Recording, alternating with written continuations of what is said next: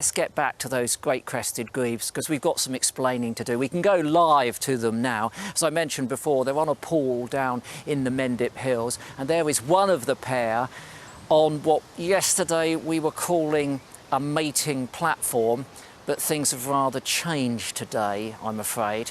We've been watching them throughout the course of the day, and I have to tell you that at 11:27 this morning, it went from being a mating platform to a nest. Yes, here they are, look, tending their nest, adding reeds to it as the water levels were rising.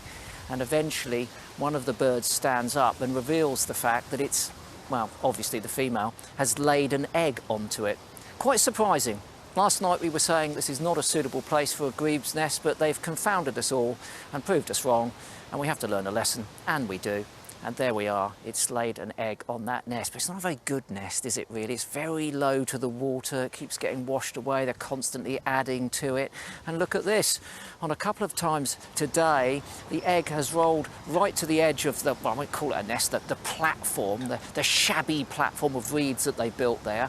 And eventually, one of the adults thinks, well, I'd better do something about this. I'll pull it back in. But before it does, just look at the way that the egg is half blue and half white. And we think this might be because it's been half submerged in the water.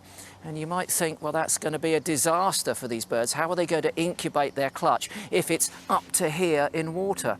Well, in fact, it's not going to matter because the structure of grebes' eggs is different. Their shell and their membranes mean that they can take inundation from water.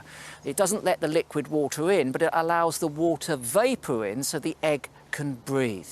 Now, in the 1980s, scientists in America did some tests where they replaced grebes' eggs with chickens' eggs and found they failed pretty quickly. The water soaked into them, they bloated and died. But those grebes have got special adaptations which allow their eggs to survive. So, we got it wrong about the nest, but there's an interesting fact about the eggs. Let's move swiftly on, shall we, to the coots. Let's go live to the coots.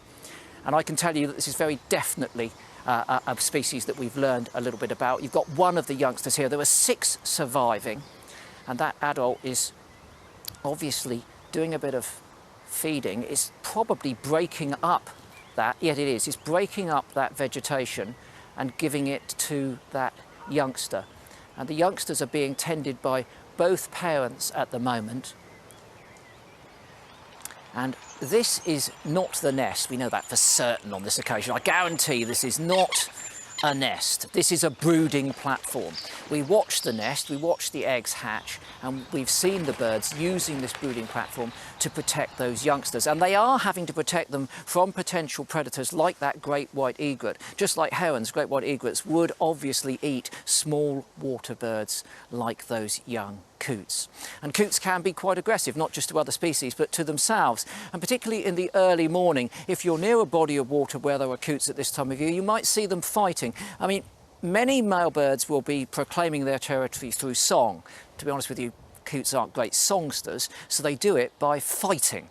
Just take a look at this. This is a beautiful piece of coot ballet, brutal ballet, filmed by Ian Simpson.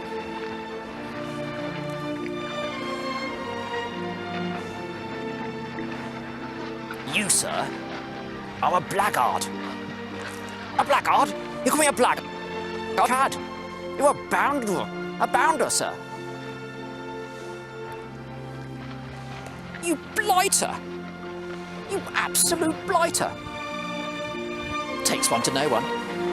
You mumble crust. Mumble crust? You call me a mumble crust, you tallow catch? You Yaldson. Get out and never darken my waters again with your grubby coot feathers. Sorry about that, I got a bit carried away with these sort of Shakespearean insults, but what a battle that was. Absolutely fantastic, Ian Simpson. Top filming, top filming.